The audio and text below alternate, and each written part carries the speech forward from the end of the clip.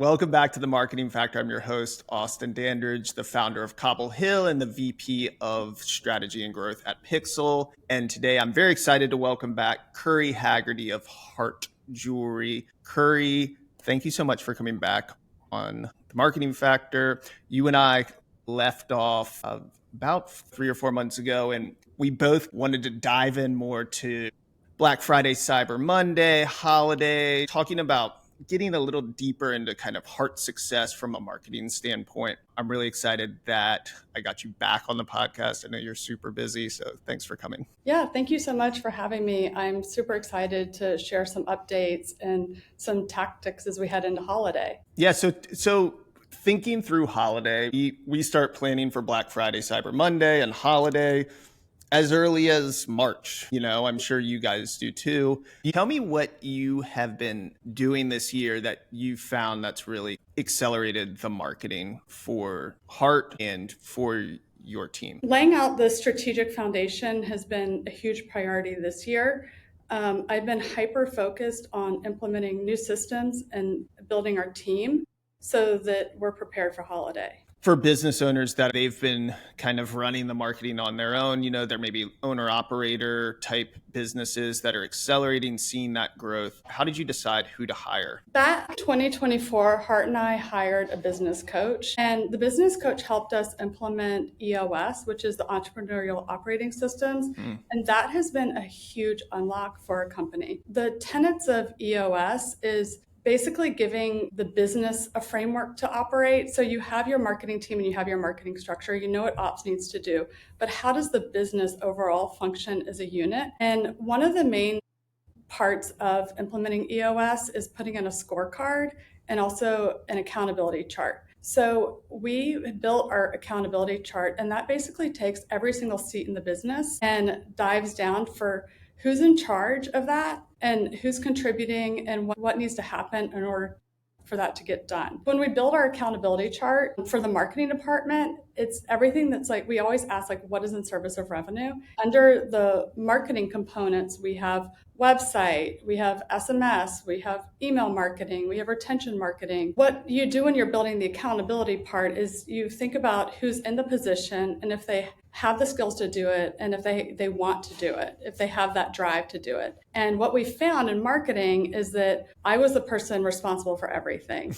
And it was very, very clear in the past year that we needed to bring on a director of sales and marketing to be able to support me. Typically, when you're building your business, the last person that you hire in your accountability chart is the person who does your job. And it's such a huge privilege for us to be at this point in the company where Hart and I can hire a director of marketing so that we can focus on scaling the brand. Yeah.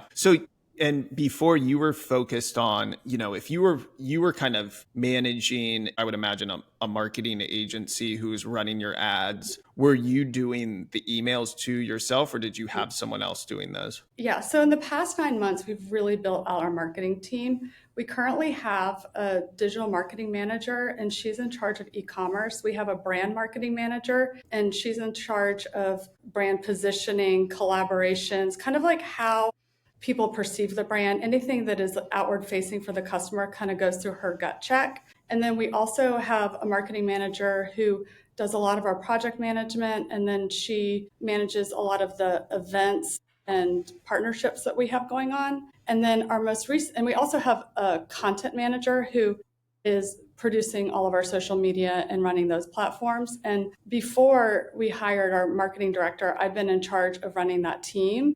And as a CEO, I'm also overseeing operations, sales, retail, wholesale, et cetera.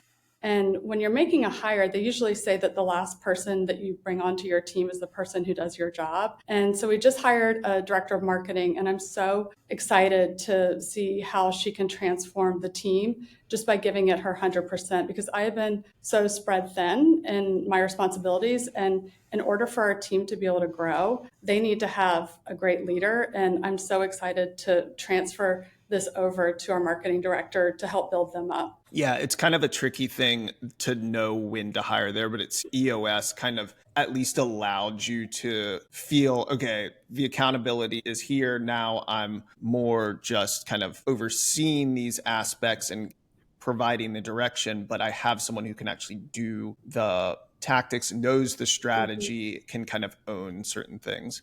Yeah, one of our leading tenets in marketing is if you can't measure it, you can't manage it. So we are constantly running, it feels like hundreds of different campaigns and ads and partnerships. And to be able to have a leader who can connect all the dots across departments and platforms is going to be a huge unlock for us. Yeah.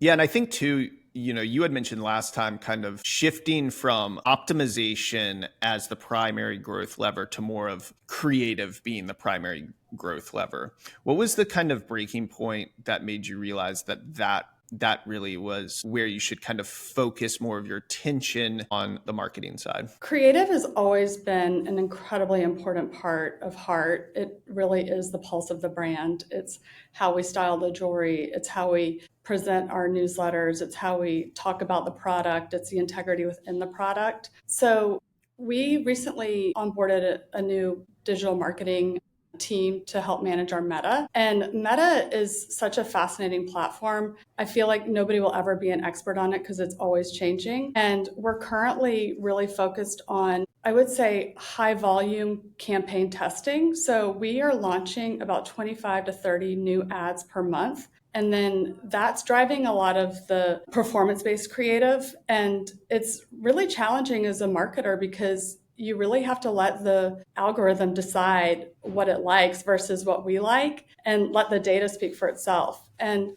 the ways that we're measuring that success is we're doing min ROAS targets. So when we're running a campaign, we're setting up the thresholds for it to scale. And so we're trying to target a 3x ROAS right now. And then once we know it's successful, that means it's spent about $600. And then we don't ever turn off the creative that's not necessarily high performing. And high performing for us means is Meta spending the money? And then we never turn off any non-high performing ads. We just let them run its course. Gotcha. So what if something is eating up a lot of spend? Let's say we see this a lot in the accounts because we manage, 25 ad accounts across e-commerce brands. We see a lot of times we'll launch 5 new creatives a week. And one of those ads will just be eating up a ton of the spend. And a lot of times our clients will say, well, this creative was really good. Should we separate it out into its own campaign or different audience ad set? Do you guys just take it as, okay, well, this one's not doing good, let's just not do that? Or should we separate this out, give it its own chance to run? Or are you just trusting that the algorithm is kind of the driver here? It would really depend on what the content is. We were running a sale ad, for example, and that's getting a high ROAS, but we're not a discount brand, and that was for a very limited amount of time. So we're just constantly trying to create content that pushes like maybe the custom charm jewelry look, or it depends if it's for new customer acquisition. There are times where we want to sell the cord and the charm because that's a great entry level into our brands. What's one creative that completely kind of surprised you with its performance, and why do you think it worked? One thing that we're really working on is whitelisting, and we found that with whitelisting, it doesn't have to be a mega influencer. It just needs to be a third person validation of the brand. And so we've had a lot of success doing whitelisting campaigns using just real customers or even working with other women to wear the jewelry to create content for us. Our clients are always interested in whitelisting, but they have a really hard time knowing how to go about getting that UGC or asking for permission to use it. What do you suggest there is the best way of taking the UGC and using that in performance marketing? So this is a hack, but I recommend creating your own UGC. So we are working, for example, with one of our content creators who is on our team, and she will film content on her own personal TikTok, and then we will run that as whitelisting on our accounts. So we have more control over the messaging, the lighting, and what we have found is that our customers really engage well when they see other people talking about the jewelry. So I think the way that you use UGC is more like testimonial marketing. Yeah, that's super cool. I mean, I love that approach, and that is the content piece of marketing. and you want it to feel real, and it needs to be someone who's actually going to truly wear this jewelry and understand the brand and identifying your customer. It makes a ton of sense. I'm interested in how often you're actually talking to your customers too, to kind of get feedback on various aspects and apply those into the marketing that you're developing. We are very fortunate to be so omnichannel because we have our retail stores. Our marketing team today, they're constantly doing shifts in the store to get real-time feedback from our customers. So we are always talking to our customers. We value in real life conversations any day of the week. But then we created the, what is it on Meta, on Instagram, you can do the announcements. There's that thing on Instagram that you have your you know what it is, you have your own private channel within Meta. Broadcast. Okay, so we have a broadcast channel on Instagram, and it has been an incredible way to talk to our customers, to be able to tease things out and be able to provide a really intimate environment for us to have real conversations and give sneak peeks and previews. And we're constantly soliciting feedback from our customers. We want to hear from them. They've driven some of the best innovation in our product launches. We recently launched engraving, and that came from feedback from our customers that that's what they wanted. We will take in samples that we get from our factories, and we'll bring them to the store, and we'll do quizzes, we'll interview people, we'll ask what they like, we'll talk about pricing. So we are constantly getting feedback from our customers, and it is the number one best way to be able to react and be productive with your marketing. You guys are Klaviyo power users. I mean, you've referred to it in the past as kind of the central hub for the retail ecosystem. What does Klaviyo actually look like in practice for HART? So Klaviyo is basically the mothership for our marketing. We are Shopify powered, and Klaviyo is what we use for all of our SMS and email marketing campaigns. But one thing that I love about Klaviyo is I think it has so much more value than just sending campaigns. We use Klaviyo for gathering reviews. And one thing that's great about Klaviyo is I think they've really evolved their platform. So they have so many in-app integrations. So we're really able to maximize the data that we're getting and really be more holistic with our approach. One example, most people think of Klaviyo as a D2C e-com engine, but we've really been able to use Klaviyo as a lever for retail sales and trunk shows and events. Yeah, so do you guys have pop-ups and trunk shows? How do you automate that marketing for city-specific events? So we have a full-time events team we call them our road warriors, and we are constantly popping up in primary and tertiary markets where we may have wholesale business or we know that we have a customer base there. So what we do, we start with thinking about kind of the meta campaign and getting their emails. So emails are so critical. We used to run our trunk show awareness strategies by putting up a meta ad and doing it a geolocation, and then maybe having just information about the pop-up. But then once they see it, unless they're setting a reminder through we'll do a reminder ad or they're screenshotting it, they're not our customer. We don't own that data through Meta. So what's really been a priority is us getting email addresses. So what we do is we create an ad through Instagram. We send it to the city that we're going to, and then the call to action is about the pop-up and then for them to enter their email address. And once they enter their email address, they go into a Klaviyo flow. The flow will give them the information, the details, a reminder, a post-event survey or opportunity. And then that way we can also measure the ROI. One of the coolest things about these ads that we're running is we're getting the emails and it's supporting the trunk show sales, but they're also getting ROAS. So we're running about a 1.x, which is not great, but it's still, we're breaking even at least on those ads. And then it's also been a very inexpensive way for us to grow our list. So one of the things that I'm constantly thinking about is new customer acquisition and getting people into the pipeline. And when we run these ads, an example is we did a partnership recently with a brand in LA, and we ran ads to drive people to that. And we were able to get 300 subscribers at about 80 cents a click. So we can then drive them to the event for them to join. But now we also have their information so that we're prepared, for example, for holiday to remarket to them. So you will create all of these lists, and then when I think about your actual campaigns that you're sending out, we sometimes over segment our sends. And I found recently that it's best practice from Klaviyo to segment and not send to your full list for everything. But you find that you don't comp, maybe sales if you're segmenting too narrow. How do you determine like which campaign goes out to everyone versus highly segmented lists if you're just doing a general brand email for HART? The way that we manage our segmentation is we have the highly engaged list. They're pretty much getting every single email. And then we do have segments for Charleston and for our Nashville store. And they might be getting the same exact emails, but the call to action is come shop in store or something that's Charleston or Nashville specific, like an upcoming event.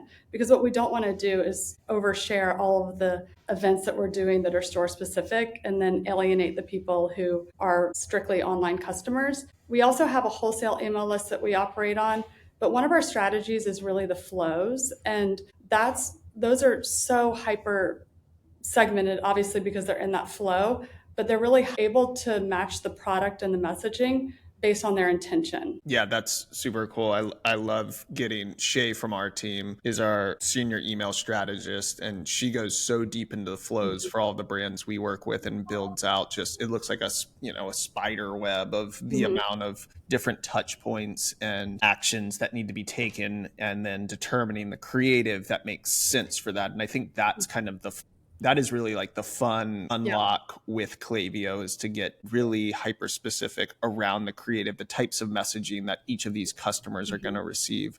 Yeah, and in those flows, so when we're sending a main campaign, we're going to do the smart send, because I always want to prioritize a flow over a campaign to a user, because if they have a browse abandonment on the baguette tennis necklace, I would much rather them receive the flow campaign that's about how to style the baguette versus an announcement about a seasonal like zodiac email. For the browse abandonment, like how long out, tell me the different touch points for a browse abandonment email that you guys have set up. It's been a while since I went into those exact triggers, but browse abandonment, my understanding is you really want to get them while they're hot. So personally, it's hard as a marketer to or just as a consumer myself, to send those emails that are 2 hours later, 4 hours later, 12 hours later. But for a browse abandonment, that is a very high intention customer, and you need to do your best to convert that as quickly as possible so you don't lose them from that funnel. Do you ever discount them throughout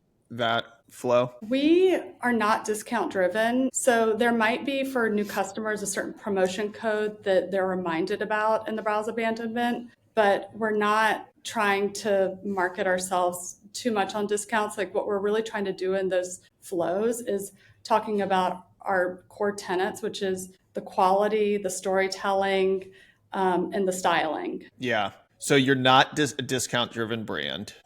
Everyone's talking about how to win Black Friday, Cyber Monday, holiday. What does your strategy look like as a non-discount brand for holiday? So we are so proud of being best in class contemporary women's fashion jewelry. And part of that is maintaining the integrity of the D2C pricing. So the way that we have built our entire pricing model is on being able to give the best quality product at a very attainable price point. So we're not pricing, for example, so that we can achieve these wholesale margins, for example, which a lot of brands are. So when we go into holiday, we're really sensitive to having people shop on price, but it is also a huge opportunity, and it's a very important time of year for sales. So while we're not a discount driven brand, like if you go on our website, you're not going to see a million pop-ups telling you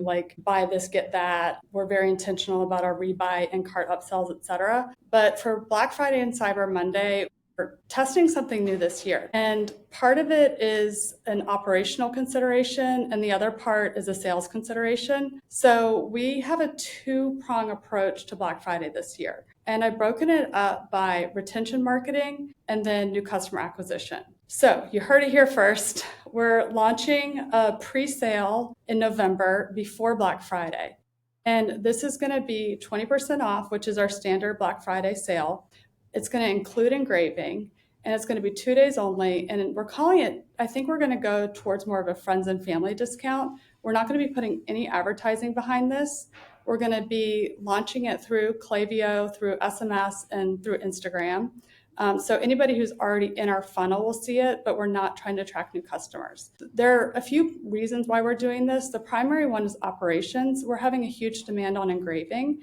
And for the custom charm jewelry, so right now you can design, and I'm really proud of the technology that we've developed internally to be able to do this, but you can design a complete custom charm necklace, including an engraved pendant front and back on your piece. And the operational demands of fulfilling these orders it takes time. And I want our team during Black Friday to be focused on fulfilling just the more value-driven orders that might be a single pendant necklace or just something like an easier add to cart. But if we can get our existing customers to do their purchases early and do engraving, then for us, that's a win. Yeah. It's also a win because I've been looking at our data, and our site currently averages a 35% return rate. And I looked back at 2024 and 2023, and during online sales for Black Friday and Cyber Monday, return customer rate was the exact same, was 35%. So that is a significant amount of people that if we can get them to buy early, then we can get those orders out the door. So, and then we'll also get them into our flows. And so when we launch our broader Black Friday, Cyber Monday, they will have already received their product and can reorder or add more. So we'll do the traditional Black Friday, Cyber Monday during, we try not to we would love to be able to just do it on Black Friday through Cyber Monday. But the reality is it's gotten really expensive to compete in this, in jewelry specifically. And we need to give the algorithm time to learn our ads and optimize them. So we're going to be doing the 20% off probably the day before Thanksgiving at some point is when it'll turn on, so that on Black Friday, it is any kinks or creatives are really flushed out. And then that will not be a discount code. That'll be site-wide. I have found that the more barriers that you put for Black Friday, Cyber Monday just puts a strain on your customer service team. People get angry if they forgot the code. It's confusing where the code is. And we're going to do site-wide, but not include engraving. And that'll give us the advantage to really incentivize people to take advantage of the friends and family sale, but then not overwhelm our operations team. Yeah, man, that's such a smart move and super deliberate in that approach, while still, I think you're doing two things. You're maintaining your core customer there. You're delivering on the quality while not overwhelming your operational system. I think that the interesting piece there is focusing on scaling winners before traditional Black Friday, Cyber Monday. If you get into the scaling of the ad component there, let's say Friday hits, you've got a winner, it's getting great ROAS. Are you scaling that up incrementally throughout the day, that ad, in terms of spend? Yes. And that is something that we'll be working really closely with our Meta manager on that. She's a consultant, so she's not going to be in-house that day. But my philosophy on Meta is if Meta is spending the money, then I want to keep investing into that. So we don't necessarily have budgets on our spend. We have ROAS targets and thresholds. Yeah. But if something is working, I will continue to pump money into it. What about you turn them off on Tuesday? We'll turn them off on Monday at midnight. Tuesday, 12:01 a.m., they'll be off. There was an interesting strategy that I heard a while ago. It was to keep those ads running even when the sale's off, right? When people come to the site, they see that it's potentially, their discounts no more, but you still get that lingering effect of that ad that performed really well, that's reaching a new audience and they're coming back to the site. So, it's obviously a little bit black hat there in terms of confusing the customer, but have heard of other people approaching it that way. I'd love to get into just the tools, your tool set of what you guys are using right now. So first I wanted to talk about just like attribution and how you all are managing that. Do you guys use a tool like Triple Whale for attribution? Yeah, so we recently integrated Triple Whale, and the benefit of Triple Whale is a platform that basically, in a nutshell, creates a dashboard of all of the different platforms that we're using. And the most valuable component for us is the cohort analysis. So what happens is we have Google ads, we have Pinterest ads, we have Meta ads, we have Klaviyo, but it's never, when we're looking at the data, it's never apples to apples, because the Meta report might be a 7-day attribution, 1-day click. The Google is branded terms. Pinterest might be 30 days, 30 clicks. It's not apples to apples. And Triple Whale is really going to help us evaluate where we're spending our money and how effective those investments are. So it's not an inexpensive platform for a small brand to be on. We're running it. Currently, we're testing it out. We are spending about, I think, $1,000 a month on it. And I think you can have different levels or different tiers that you're on it. But I'm really excited to see how it helps us just be smarter with where we're putting our money. Yeah, one of the interesting things about Triple Whale I always find is if you go look into the platform data, historically, if a brand's not using Triple Whale, they're validating their ROAS just based on what the platform is telling them. So let's say, Meta obviously has a very strong tendency to over attribute. And when you dive into Triple Whale, which basically appends, a tag to the end of the string of your ad, you'll see Triple Whale will report a ROAS of 2, whereas Meta is reporting a ROAS of 5. Who do you trust in that situation there? How are you making those decisions from that? Or are you not even looking at that level of data? You're just looking at the cohorts? Well, I never trust Meta. So I think that having a third-party system that doesn't have any interest in overinflating numbers is so important.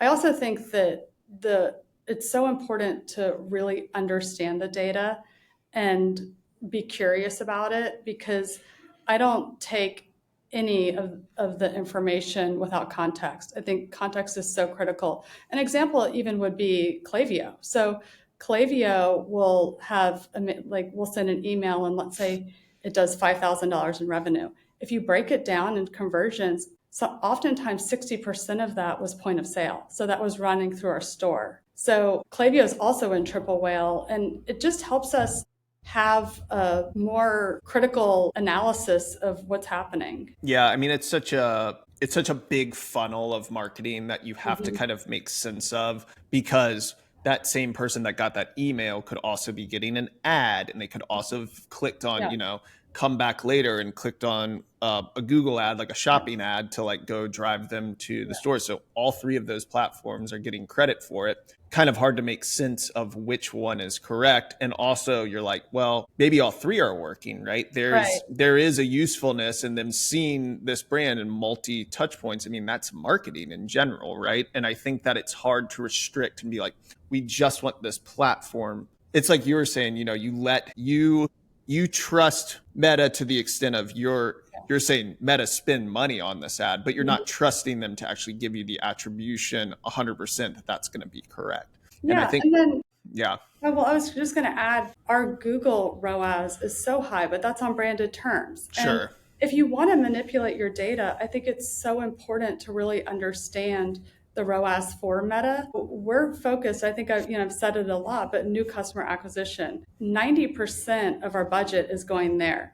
If I want to manipulate or improve our ROAS, I would do it on retention marketing, but that's not a long-term sustainable factor. When you're a business owner and when you're looking at this data, just really understanding why and how, and context is everything. Just question, like, we're not going to put more money behind Google because it's branded terms. Like, of course, the ROAS is blowing it out of the water. Or we used to use a site, AdRoll, and I didn't think that those numbers were necessarily true. And so we've discontinued that because it just didn't have Anyway, I don't want to scratch. No, well, I mean, when you talk about Google a little bit, we always know. I mean, if you look at HART, I spent a little time Googling HART before this, and I noticed that you have multiple competitors bidding on your branded terms. So of course you want to own the market share there. So it does make sense to spend that, and you want to make sure that you're getting most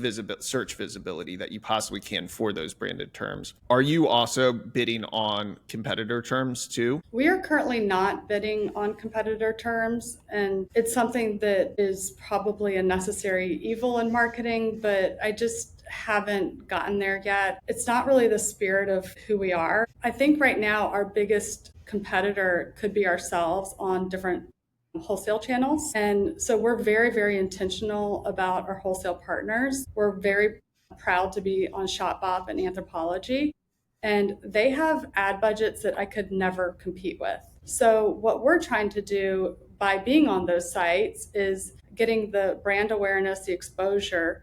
Hopefully, maybe some of them will come to our site to do the direct purchase. But what we're doing for our product merchandising is really important strategy for those. So we're either offering like super, super core products on those sites or doing exclusives. Yep.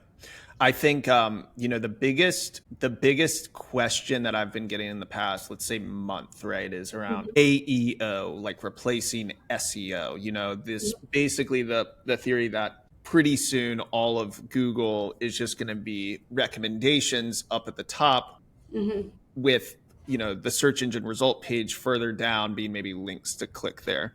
And you see it right now. It's taking up space for the shopping panel and everything that you would come to consider as what Google is kind of known for as a marketing platform. And so it's shifting the landscape there. And a lot of our clients are asking, hey, what are you doing to optimize for AEO? And a lot of times it's not necessarily what you do on your site now for AEO, or even what will soon be called, AEO will morph into SEO. And the omnipresence of what you're doing on social, how you're responding to customers on Reddit, all of these things are validating the product to make those results that are the summaries and bleed our clients and HART, I would imagine, into that recommendation engine. How do you guys think about AI at all? Are you guys have a strategy on what you're doing there, or do you feel like everything that you're doing feeds into that? I think everything feeds into it, but going back to Google specific, I think these platforms really do reward you for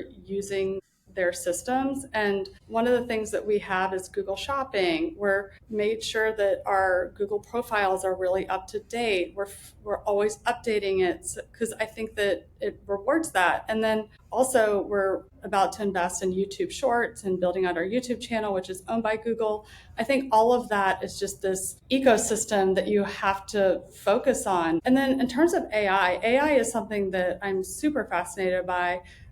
As a business owner, I'm constantly being curious about new innovations, and I like to be an early adapter to things that I think might help us with our growth. And we're using AI throughout our company. We're on Shopify, I guess, Plus or Pro, and it has an amazing AI feature in it.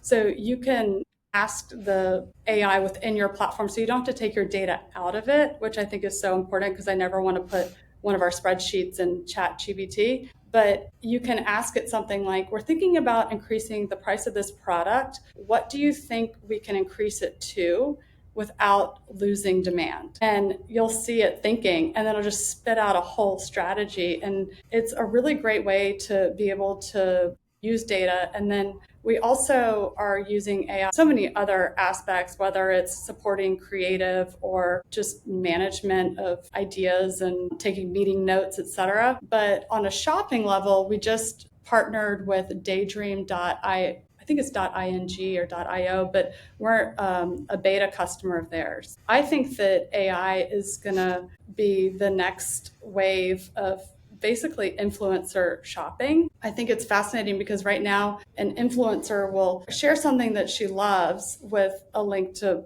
buy it. The way that AI works is you give it a prompt and it makes suggestions based on what you're looking for instead of what somebody might be recommending that you get. And so for this shopping platform, they are similar to ShopMy. They take a commission, but you can enter something like, I'm looking for a gift under $300 for a new mom, or I'm shopping for a wedding in Saint-Tropez in August. What should I accessorize with? And it then it's built behind the team that built Pinterest. And so it's a really lovely shopping experience. And I think that that's the way that AI is most going to support us is through discoverability. Yeah.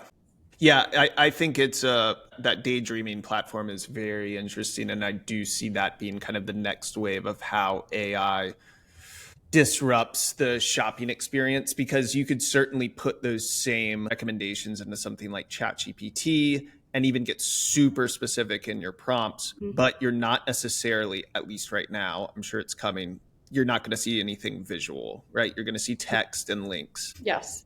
And I think daydreaming does a really good job of integrating what I think is, I've always loved Pinterest as a tool for discovery. And I think it takes the best elements of that, but really hyper focuses it on the shopping side. And you will get more and more brands integrated there, smaller brands too, not just the Gucci's and the Fendi's of the world that are spending tons and tons of money, because those are the brands that people already know. And I think that people are interested in learning about new products the same way that they're interested in learning, the same way they follow brands on Instagram that they feel like they can they're the ones that they tell their friends about.